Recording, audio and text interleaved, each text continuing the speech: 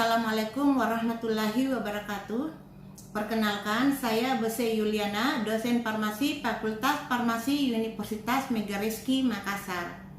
Basic saya adalah mata kuliah teknologi sediaan farmasi yang mencakup teknologi sediaan solida, teknologi sediaan semi padat dan cair, dan teknologi sediaan steril.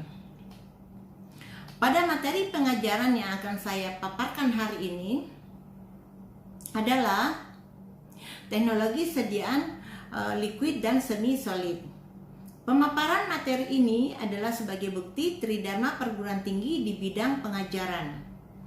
Untuk mendeskripsikan mata kuliah teknologi sediaan liquid dan semi solid, saya menggunakan pendekatan DIA, yaitu Delivery, Interaction, and Assessment. Delivery itu adalah menjelaskan tentang materi perkuliahan yang saya ampuh. Interaction itu menjelaskan tentang bagaimana interaksi selama proses belajar mengajar terhadap peserta didik dalam mata kuliah ini. Dan assessment menjelaskan tentang bagaimana mengukur penilaian hasil atau kinerja mahasiswa. Mata kuliah ini yang saya ampuh memiliki bobot 3 SKS. Baik, saya akan menjelaskan deskripsi mata kuliah ini secara singkat. Apa sebenarnya teknologi sediaan liquid dan semi solid itu? Anda pasti sudah mengetahui tentang farmasi, yaitu hal-hal yang berhubungan dengan dunia obat-obatan, baik bahan aktif obat maupun bahan tambahan, untuk membuat suatu bentuk sediaan obat. Sediaan liquid dan semi solid merupakan mata kuliah yang membahas tentang bagaimana obat dalam bentuk cair, dalam bentuk sediaan semi padat dapat dibuat dengan metode tertentu dan melalui uji sediaan yang diharapkan dapat stabil selama masa penyimpanan. Nah, mata kuliah ini juga kita mengetahui keuntungan dan kerugian dari setiap sediaan yang kita buat. Pada mata kuliah ini, kita akan membahas cakupan materi yang berkaitan dengan sediaan larutan, suspensi, dan emulsi. Untuk kesempatan ini, saya akan menjelaskan tentang satu materi pembelajaran, yaitu emulsi. Oke, terima kasih kalian sudah menyempatkan diri di sore ini. Kita mengganti waktu Zoom-nya yang harusnya tadi siang, cuman karena ada kegiatan atau ini kita undur ke sore ya. Jadi untuk hari ini kita membahas tentang teknologi sediaan liquid dan semi solid, yaitu pada bagian emulsi. Nah, sebenarnya emulsi itu apa ya? Ada yang tahu apa itu emulsi? Iya, Bu. Oke. Iya, tahu. Oh, Ibu. Oke, silakan. Nah, sebenarnya emulsi itu apa ya? Ada yang tahu apa itu emulsi? Iya, Bu. Oke. Iya, tahu. Oh, Ibu. Oke, silakan.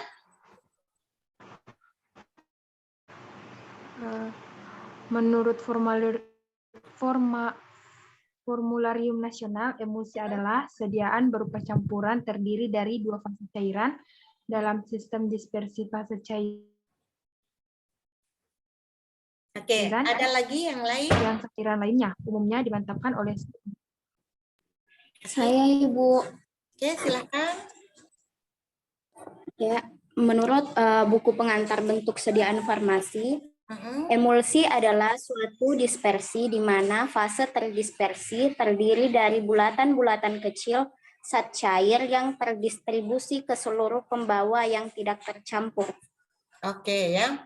Jadi emulsi itu kalau sebenarnya dijelaskan secara umum atau secara ringkasnya itu bahwa suatu sediaan yang mengandung dua bahan yang tidak saling bercampur.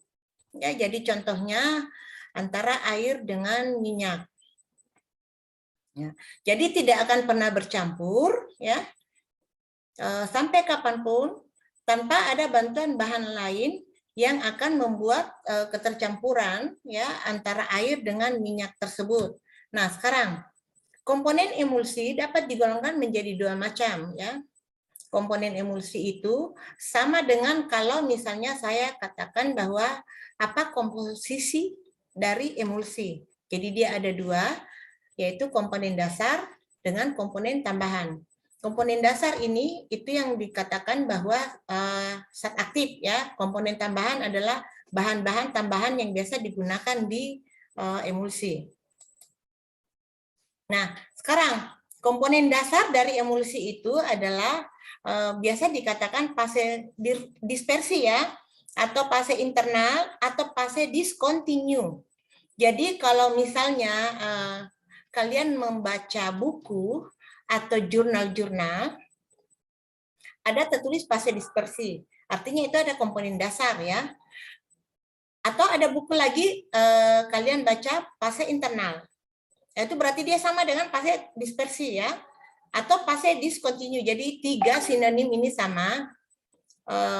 Jadi komponen dasarnya itu fase dispersinya merupakan zat cair yang terbagi-bagi menjadi butiran kecil ke dalam zat cair lain ya.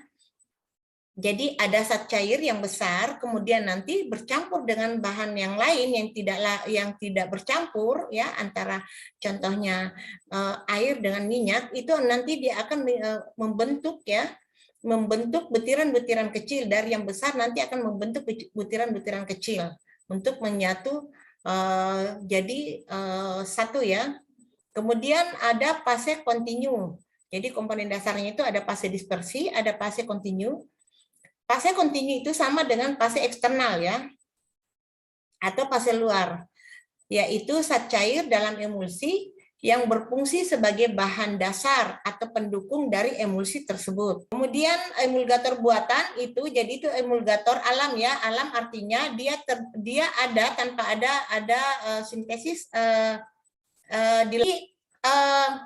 pada saat ya ketemu molekulnya, dia akan membentuk suatu tarik-menarik ya. Tetapi ketika ada molekul lain yang berbeda, itu akan terjadi penolakan. Nah, akan membentuk tegangan ya, terjadi tegangan pada permukaan yang dinamakan surface tension. Ini jadi teori bagaimana terjadinya emulsi itu ada teorinya namanya tegangan permukaan. Jadi tegangan yang terjadi antara dua cairan dinamakan tegangan bidang batas atau interface tension. Jadi ini kita bisa melihat di di permukaan ya, permukaan itu sediaan itu di atasnya apa yang gampang ya, handbody ya, handbody. Biasanya itu di atas ya, pada permukaannya itu kalau Anda perhatikan baik-baik, kita misalnya handbody yang kita bikin, kita simpan di gelas piala, kemudian kita perhatikan di atasnya itu ada tegangan permukaan yang terjadi ya, di permukaan sediaan handbody itu ya, itu yang dibilang tegangan antar muka. Kemudian ada yang kedua teori terjadinya emulsi itu ada teori orientasi bentuk baji. Ya. Ini kalian bisa lihat di mana ada hidrofilik dengan lipofilik ya. Jadi menggunakan emulgator yang suka air itu dinamakan hidrofilik. Kemudian emulgator yang suka minyak dinamakan lipofilik. Yang tadi kan ada emulgator, jenis emulgator. Nah, sekarang penggunaan emulgator pada emulsi itu kita tidak sembarang ya. Apakah ini kita pakai hidrofilik atau lipofilik? Nah, sekarang kalau misalnya lipofilik artinya dia yang suka minyak ya. Jadi emulgator yang suka minyak. Jadi pakai emulgator yang untuk fase minyak ya, yang suka minyak, yang jenisnya yang berminyak-minyak ya. Yang biasanya misalnya emulgatornya kamu gunakan emulgator twin atau span. Yang mana yang minyak di situ yang suka minyak, yang mana yang suka air. Jadi twin dengan span itu ada yang fase minyak, ada yang fase air ya. Jadi bukan fase minyak semua ya, atau bukan fase air semua. Tinggal nanti kalian memilih, melihat bagaimana twin dengan span atau emulgator yang jenis bahan alam itu, yang mana suka minyak dengan suka air. Oke. Kemudian syarat emulgator ya yang dipakai itu adalah dapat membentuk lapisan film yang kuat tetapi lunak ya. Artinya dia membentuk film lapisan tipis ya. Lapisan film itu artinya lapisan tipis yang kuat tetapi dia lunak ya, dia lembek. Kemudian jumlahnya cukup untuk menutup semua permukaan partikel fase dispersi ya. Artinya supaya tidak pecah ya. Jadi kayak ada semacam kayak gelembung tipis ya, ada semacam gelembung tipis itu yang menutupi ya suatu bahan di dalamnya itu supaya dia tidak pecah. Itu yang biasa dikatakan emulgator, yang biasa kita tusuk, kalau ditusuk misalnya begini dia akan pecah keluar minyak atau apa. Nah itu yang permukaan yang lapisan tipis itu yang syarat untuk kita gunakan emulgator ya. Kemudian dia dapat membentuk lapisan film dengan cepat dan dapat menutup semua partikel dengan segera. Jadi akan menutupi partikel ya. Ini sebenarnya prosesnya kita tidak bisa lihat ketika kita membentuk atau membuat suatu sediaan krim misalnya ya. Itu kita tidak bisa lihat yang mana sih yang lapisan filmnya, yang mana sih yang menutup semua partikel ya. Ini kecuali kita melihatnya di monitor ya. Jadi ada ujinya emulsi, itu nanti kita ujikan, kemudian kita lihat bagaimana prosesnya partikel tersebut ya tertutupi oleh emulgator tersebut. Kemudian syarat emulgator juga itu teori elektrik double layer ya, lapisan listrik kerangkap. Jadi pada emulsi itu ada lapisan listrik kerangkap yang terjadi ya, karena memang emulgator itu akan membentuk itu, karena syarat emulgator yang bagus itu yang dipakai untuk emulsi dia harus sesuai dengan teori elektrik double layer. Oke. Cara pembuatan emulsi. Jadi pada pembuatan emulsi ada 3 cara ya, itu dengan metode gom kering atau metode kontinental. Kemudian ada metode gom basah atau metode Inggris. Kemudian ada metode botol atau metode Forbes. Ya.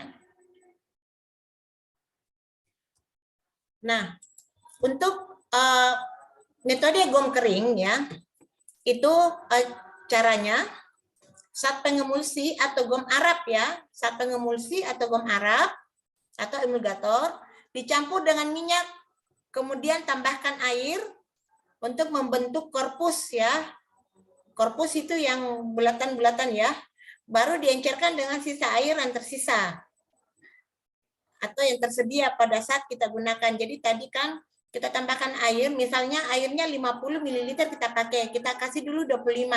Nanti terakhirnya setelah tercampur membentuk korpus, baru kita tambahkan yang 25 ml terakhir.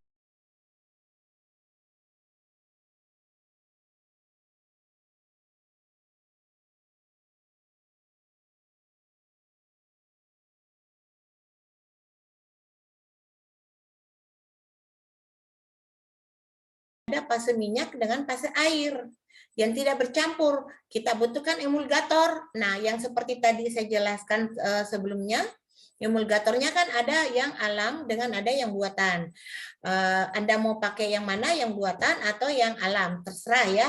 Yang penting dia itu tidak income ya, tidak income dengan zat aktif yang kita gunakan dalam formula tersebut atau dalam memformulasi sediaan tersebut. Oke, bagaimana?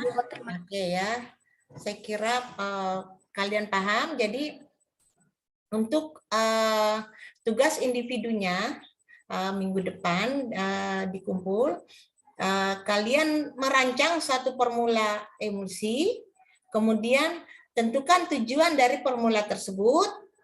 Kemudian mulai dari rancangan awal hingga pembuatan brosur, etiket, dan kemasan. Kalian lengkapi semuanya. Nanti tugas individunya ini kalian bisa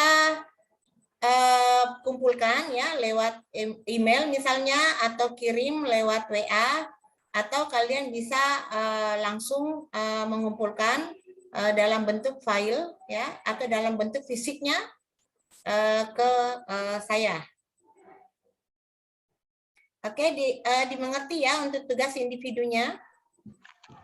Mengerti, Bu. Oke, nanti kalian tinggal pilih, misalnya tentukan tujuannya. Jadi misalnya saya mau penyakit apa ya untuk buat sediaan emulsi oral, misalnya konstipasi misalnya ya, atau penyakit sistem pencernaan itu. Jadi nanti Anda membahas tentang sistem pencernaan dulu, bagaimana, apakah di bagian lambung ataukah di bagian usus ya, seperti itu. Saya kira kalian sudah paham merancang satu formula ya, karena sudah beberapa sediaan kalian sudah pandai merancang sebelumnya. Baik, terima kasih untuk pertemuan hari ini. Terima kasih kepada mahasiswa-mahasiswi yang mengikuti Zoom hari ini. Saya kira cukup pertemuan kita. Saya ucapkan terima kasih banyak. Semoga bermakna buat kalian materi ini. Saya tutup dengan ucapan Assalamualaikum warahmatullahi wabarakatuh.